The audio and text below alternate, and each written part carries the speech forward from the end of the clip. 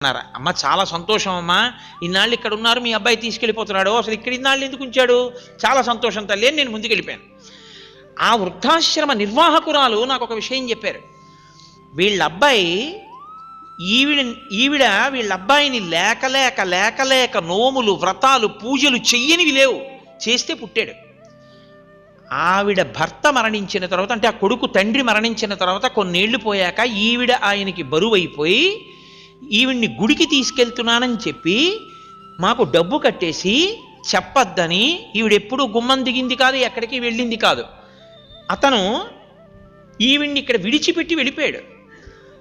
ఆవిడ్ని ఇక్కడికి తీసుకొచ్చి విడిచిపెట్టి వెళ్ళిపోయాక మేము కొంతసేపు అయ్యాక, అమ్మ మీకు రూమ్ అలాట్ చేసాం, బలానా గదిలో ఉండండి అంటే, ఎందుకు నేను ఇక్కడ ఉండడం ఎందుకు, మా అబ్బాయి వస్తాను నేను వెళ్ళిపోతాను, ఇదేదో చూపిస్తానని తీసుకొచ్చాడంది ఆవిడ. కాదమ్మా ఇది వృద్ధాశ్రమం, మిమ్మల్ని ఇక్కడ చేర్చాడు మీ అబ్బాయి అని చెప్పాం. కొన్ని గంటల తర్వాత ఆవిడికి పిచ్చి